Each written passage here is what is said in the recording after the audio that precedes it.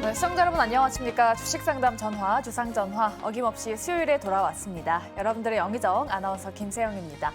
네, 오늘 시장 변동성을 보이다가 가까스로 강보합권으로 마감을 했습니다. 오늘 상승 종목이 하락 종목 수보다 많았던 하루였는데요. 하지만 내 종목은 왜 안 가나 고민되시는 분들 정말 많으실 것 같습니다. 그럴 때 저희한테 연락 주시기 바라겠고요. 지금 바로 연락 주셔야 상담 받으실 수 있습니다. 저희 세 가지 창구 열려 있고요. 전화, 문자, 그리고 유튜브 창구입니다. 전화는 02-2000-4919번이고요. 문자 번호는 샵 2034입니다.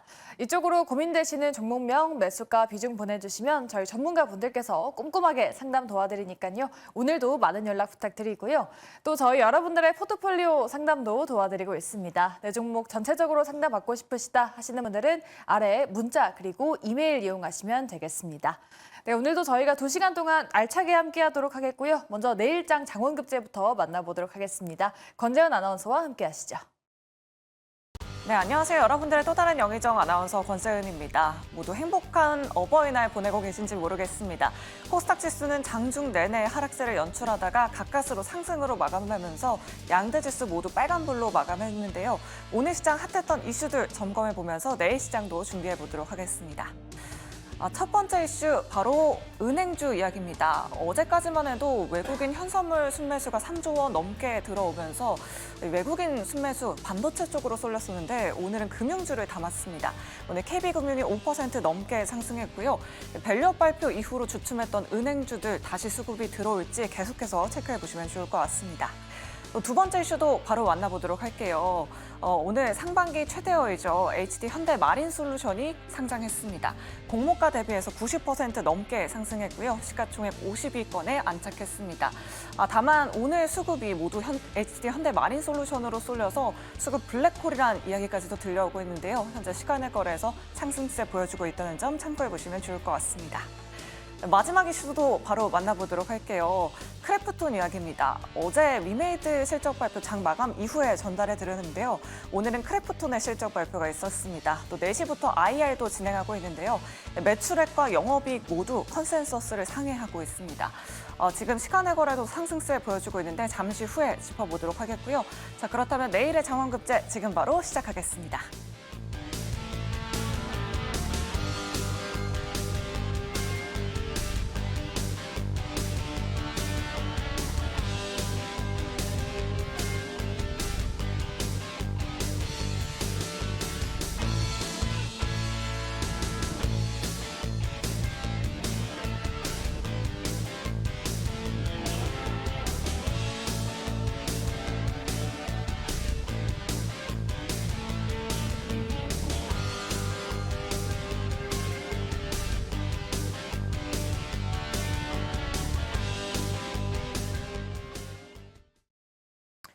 네, 내일장 장원급제 통해서 내일장 든든하게 준비해보도록 하겠습니다. 오늘은 이 두 분과 함께하도록 할게요. 김태성 본부장, 변영인 대표 모셨습니다. 두 분 안녕하십니까? 네, 반갑습니다. 안녕하세요.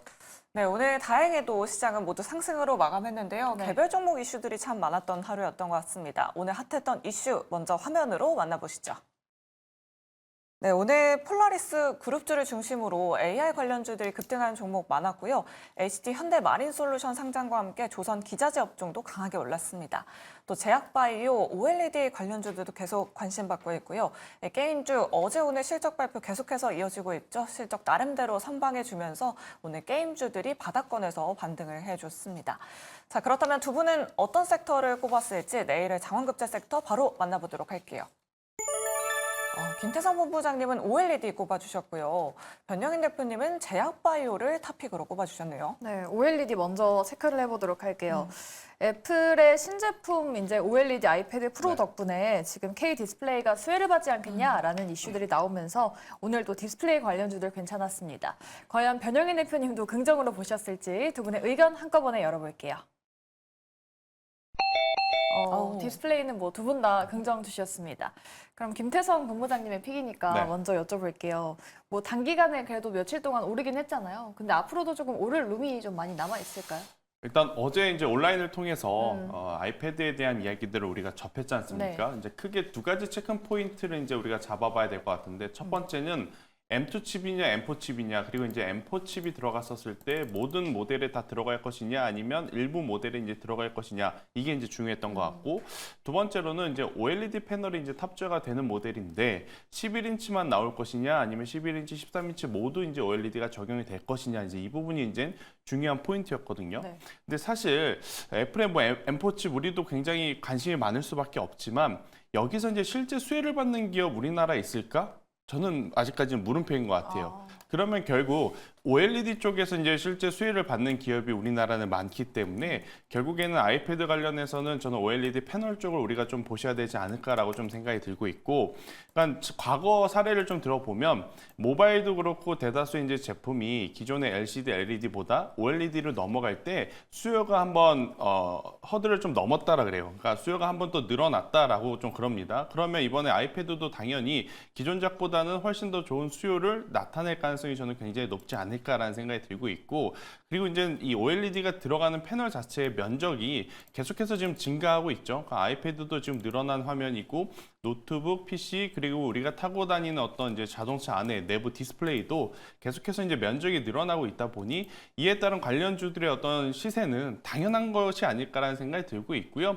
2주 전에 좀 상징적인 이슈가 하나 있었죠. 바로 이제 선익 시스템과 아바코가 중국 BOE에 이제 증착 장비를 수주한다라는 이야기가 좀 있고, 그 이후에 이제 계속 좋은 뉴스가 지금 따라 붙고 있어서 저는 OLED 장비주, 소재주 따는 지금 위치에서 한번 충분히 볼 때가 되지 않았나. 저 밑에 있던 PI 첨단 소재도 오늘 특징주로 잡힐 만큼 강한 시세를 냈기 때문에 저는 이쪽도 우리가 한번 꼭 보셔야 되는 섹터다라는 의견 드려보도록 하겠습니다. 네, 알겠습니다. OLED 중소형주들 위주로 한번 관심 있게 지켜보자라고 말씀해 주셨습니다. 그럼 변영인 대표님 의견도 한번 여쭤보도록 할게요. 사실 어제 애플의 신제품 행사가 있긴 했는데 네. 생각보다는 조금 약하다 네. 이런 의견들이 굉장히 많았어요. OLED 관련주 어떻게 생각하실까요? 우선 뭐 어제 이슈는 저는 뭐 세론 효과가 아니었나라고 좀 보고 있기 때문에 여기서 보여주는 것은 이 OLED 아이패드의 출시 이후에 여기서 판매량의 확산을 좀 더 주목해봐야 되는 포인트다라고 보고 있는데, 오늘 뭐 사실 뭐 OLED 관련주라기보다는 뭐 디스플레이 관련주로 뭐 전체적으로 좀 우리가 확장해서 좀 본다면, 지난해 3분기 내지 4분기부터는 LG 디스플레이가 업황의 바닥을 찍고 턴 어라운드에는 뭐 성공을 했습니다. 그런데 이제 1분기 실적을 종합해 보면 아직 실적이 확연하게 회복되기보다는 다소 좀 정체된 모습을 좀 보여줬는데, 2분기부터 업황 회복에 관련된 어떤 시그널들이 확인되고 있고, 여기서 출하량들이 크게 좀 증가될 수 있는 부분. 아까 김태성 본부장님께서도 뭐 말씀해 주셨던 것처럼 대면적 OLED가 오히려 좀 그 출하량들이 좀 더 증가된다면 여기서는 이 고스펙 사양 때문에 사실 수익성들이 좀 더 배가 될 수 있는 요인으로 좀 작용될 수 있다는 점. 전체 이 아이패드의 신규 출고가가 지금 199만 원짜리가 있고요. 149만 9천 원짜리가 있는데, 이둘의 전체적인 원가 요소를 종합해 보면 약 26%가 패널 원가를 좀 차지하고 있습니다. 그래서 전체 이 공급량들을 연간으로 좀 환산했을 때 삼성 디스플레이와 LG 디스플레이가 공급할 수 있는 양의 전체 규모는 약 4조 원대로 좀 추정된다는 점. 이런 수치를 우리가 좀 가늠해 본다면 지금 OLED 안에서 특히나 삼성 디스플레이보다는 LG 디스플레이 양의 비중을 좀 더 크게 우리가 좀 고려해 보는 시점이 아닌가 좀 보고 있습니다. 오히려 변영인 대표님은 대형주를 보고 계시네요. 네. 두 분의 의견 잘 확인해 보시면 좋을 것 같고요. 두 번째 이슈로 바로 넘어가 보도록 하겠습니다. 어제 외국인이 반도체를 담았다면 오늘은 금융주 또 밸류 프로그램을 담았습니다. 과연 두 분의 의견 어떨지 두 분의 의견 화면으로 먼저 만나보시죠. 네. 은행주도 두 분 다 긍정 두셨네요. 그럼 본부장님께 한번 여쭤볼게요. 사실 뭐 밸류 프로그램은 기대보다는 별로였다라는 말이 많긴 했는데 네. 은행주가 그 기대감으로 사실 연초부터 좀 많이 오르긴 한 거잖아요. 그럼 은행주도 사실 뭐 상방이 좀 많이 열려 있는 건지. 일단 기대보다 별로였죠. 네, 어차피 이제 강제성이 없다면 지금 우리가 기대하는 어떤 기대감을 충족시킬 수 없다라고 좀 네. 보시면 될 것 같고요. 대신에 지금 이 저PBR 혹은 수급 밸류 프로그램을 통해서 움직이는 종목군들이 저는 나름대로 이 해지 전략으로 이제 많이 이용이 되고 있지 않나라는 생각이 들어요. 오늘처럼 지수의 변동성이 클 때 혹은 주도주라고 불리우는 반도체라든지 2차 전지, 제약바이오가 나름대로 조금 약한 모습을 보일 때 오히려 이쪽으로 이제 수급 수급 이동이 굉장히 많아졌던 것을 최근에 우리가 좀 확인을 할 수 있었지 않았나라는 생각이 듭니다. 대신에 조금 더 다행스러운 부분은 은행주들 같은 경우에는 뭐 PF 사태라든지 여러 가지 일련의 대내의 변수가 많기에 이번 분기에 실적이 잘 나오는 게 중요한 핵심 포인트였거든요. 근데 정말 다행스럽게도 이제 대다수의 이제 은행 지주사들이 실적이 좀 잘 나왔기 때문에 추가적인 상승도 저는 충분히 가능하다라고 봅니다. 그런데 개인 투자자분들이 현재 위치에서 은행주들을 사는 것은 그렇게 반가워하지는 않을 것 같습니다. 그래서 만약 수급 밸류 프로그램을 좀 고민해 보신다라고 하면 저는 뭐 제가 개인적으로 은행주를 좀 싫어해서라기보단 탄력적인 것을 기준으로 보신다면 뭐 CJ, 두산, LS 이런 쪽으로 눈을 돌리시는 게 조금은 더 유리하지 않을까라는 의견을 한번 드려보도록 하겠습니다. 왜냐하면 지금 뭐 금리 인상할 수도 있다라는 이야기가 나오긴 하나 시간이 지나면 지날수록 인하 쪽으로 갈 확률이 훨씬 높지 않습니까? 그래서 이제 길게 보신다라고 하면 이쪽보다는 앞서 말씀드렸던 CJ, 두산, LS 이쪽에 조금 더 이제 관심을 가져보는 게 혹은 KCC 같은 기업도 최근에 실적 정말 잘 나왔다라는 의견 드리도록 하겠습니다. 네, 알겠습니다. 은행주들 뭐 해지 수단으로는 괜찮으나 오히려 지주사를 좀 눈여겨보자라고 이렇게 말씀해 주셨고요. 변영인 대표님도 한번 여쭤보도록 할게요. 오늘 외국인이 뭐 KB금융, 삼성생명, 뭐 기아, 신한지주, 삼성중공업, 우리금융지주 매수세가 엄청나게 들어왔거든요. 우리 개인 투자자분들이 좀 따라가도 괜찮을까요? 저는 선별해서 접근해 볼 필요가 있다고 좀 말씀드리고 싶은데 일단 뭐 4대 금융지주사 안에서는 총 주주 환원율에 좀 주목을 해봐야 됩니다. 총 주주 환원율은 배당 규모와 자사주 소각 규모 이 부분을 전체 이익 부분과 좀 더 환산했을 때를 이 비율을 좀 나타내주는 것이 총 주주 환원율인데 지난 기준에서 약 30%대 초중반에 형성됐던 이 총 주주 환원율이 2024년도에는 40에서 50%까지 좀 더 상향될 수 있다. 그만큼 주주들에게 많은 부분들을 더 나눠주겠다는 뜻인데 다만 1분기 실적 기조에서 확인을 했듯이 홍콩발 ELS 부실력파 이 부분에 대한 충당금이 배당 지원의 감소로 이어질 수 있다는 우려감은 좀 있거든요. 그래서 과연 40%에서 50% 상향될 수 있는 총 주주 환원율에 대한 약속을 과연 금융지주사가 좀 더 지킬 수 있는가 이 부분이 좀 중요한 포인트이기 때문에 물론 1분기 충당금이 손실 반영 여파로 얼마만큼 큰 영향을 차지했는지는 그렇게 아주 크게는 우려했던 수치만큼은 좀 아니었기 때문에 실적 부분에서 다소 좀 안도했다는 평가가 좀 있지만 2분기 또는 3분기까지 그 기조를 확인해 볼 필요는 있지 않나라고 좀 보겠습니다. 다만 여기서 조금 더 우리가 좀 주목해야 되는 포인트가 증권주의 경우에는 아직 가시화되지 않은 PF, 부동산 PF 부실 이슈 이 부분이 사실 많은 충당금에 대한 우려감으로 좀 작용될 수 있는 부분이 있기 때문에 우리가 기업 밸류 프로그램 관련주들의 어떤 수급을 우리가 주목해 본다면 증권주는 좀 더 보수적인 관점에서 대응을 해야 될 필요가 있다고 말씀드리겠습니다. 네, 알겠습니다. 뭐 ELS 관련해서 나올 뉴스들도 체크해 보시면 좋을 것 같고요. 어떻게 보면 두 분 모두 은행주에 대해서는 그러네요. 좀 보수적인 의견이신 것 같습니다. 네, 알겠습니다. 저희 세 번째 이슈도 짚어보도록 할게요. 제약바이오입니다. 이번 달 말에 ASCO가 또 개최됩니다. 거기에 또 들어가는 기업들이 거론이 되고 있는데 과연 제약바이오 전체적으로 봤을 때 두 분 어떻게 보시는지 의견부터 열어보도록 할게요. 제약바이오는 두 분 다 긍정 주셨네요. 변영인 대표님의 픽이죠. 근데 사실 제약바이오 기업과는 조금 양극화가 일어나고 있는 것 같긴 한데 좀 모멘텀이 있는 기업들 위주로 보자면은 학회 모멘텀 쪽을 좀 봐야 될까요?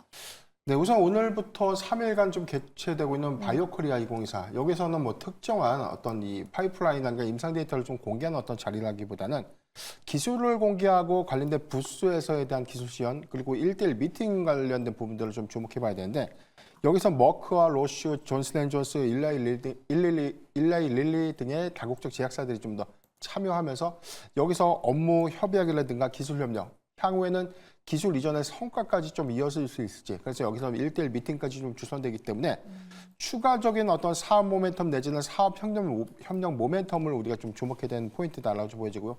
있고요. 다만 우리가 31일 날 예정되고 있는 미국의 임상 종양학회가 좀 더 기대가 되는 대목인데 우리가 4월에 미국 암학회와 좀 차이가 좀 있다면 미국 암학회는 비임상 데이터와 여기서 가시화된 기초 파이프라인을 공개하는 자리였다면 임상 종양학회는 기존 파이프라인을 파이프라인의 임상 성과를 좀 공개하는 자리이기 때문에 양적과 질적인 어떤 차이는 좀 있습니다. 그래서 근본 임상 종양학회에서는 임상 1상 내지는 임상 2상 과정에서에 대한 유효성 내지 임상 결과들에 관련된 어떤 도출 부분이 다음 임상의 성공 유무 또는 기술 이전에 관련된 가능성 내지는 시판 허가에 관련된 어떤 기대치들을 좀 더 수반할 수 있기 때문에 차별화 접근해서 지금부터 뭐가 쓰는 전략은 유효하다라고 좀 보고 있고, 지금 우리가 ASCO 임상 모멘텀 안에서는 좀 뭐 유한양행이라든가 뭐 리가켄바이오, 레고켄바이오가 사명을 변경해서 리가켄바이오가 됐는데, 리가켄바이오나 ABL바이오 이렇게 세 종목 정도는 관련된 임상 데이터를 우리가 주목해볼 필요가 있다라고 좀 말씀드리겠습니다. 네, 알겠습니다. 유한양행, 리가켄바이오 등등 주목해 보시면 좋을 것 같습니다.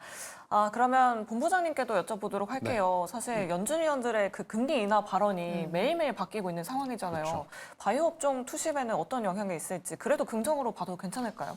일단 최근에 미국 어떤 외국계 리포트를 통해서 나오는 내용 중에 우리나라 바이오 기업이 이제 삼성 바이오로직스에 대한 긍정적인 리포트들이 굉장히 많거든요. 그러니까 그들이 이제 공통적으로 말하는 이유는 딱 한 가지입니다.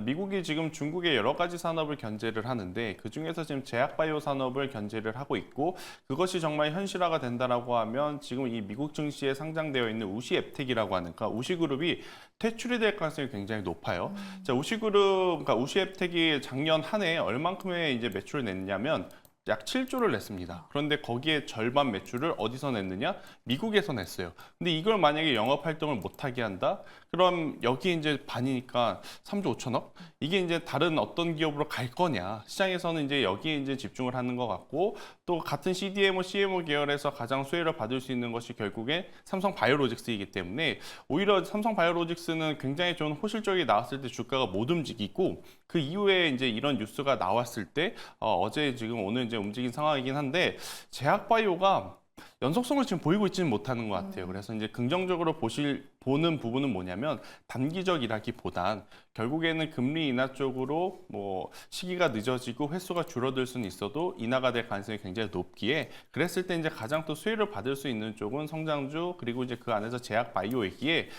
종목별로의 어떤 선별적인 접근은 필요하죠. 하지만 좀 길게 봤었을 때 바이오 시밀러 쪽 실적이 나오는 쪽은 저는 계속 체크를 해야 된다라고 좀 말씀드리고 싶고, 또 이제 삼성 바이오로직스와 또 유사한 쪽이 바이넥스인데, 바이넥스는 1분기까지 실적이 안 좋았습니다. 그런데 이제 최근에 셀트리온과의 어떤 협업으로 인해서 실적에 대한 개선세, 제가 방금 1분기 안 좋았다 그랬나요? 네. 1분기가 아니라 4분기까지 안 좋았는데 이번 1분기에 개선을 하는 모습을 보였고, 개선했던 이제 중요했던 포인트는 셀트리온과의 협업에 좀 있었다. 셀트리온은 최근에 이제 미국 FDA로부터 이제 승인을 받으면서 라인업들이 좀 풍부해졌거든요. 그러면 당연히 바이넥스도 한 번 더 이제 레벨업 될 수 있는 요소는 좀 갖춰주지 않았나라는 의견까지 드려보도록 하겠습니다. 네. 바이넥스는 어제 또 정재현 대표님의 탑픽 종목이었잖아요. 어제 급등했다가 오늘 조정받았는데 우리 투자자 여러분들 계속해서 관심 있게 지켜보시면 좋을 것 같습니다. 네. 자, 오늘 어버이날이라서 생각보다 전화가 많이 안 들어오고 있다고 합니다. 종목 고민 있으신 분들 굉장히 많으실 것 같은데요. 저희한테 지금 바로 연락 주시면 됩니다. 전화번호 02-2000-4919번이고요.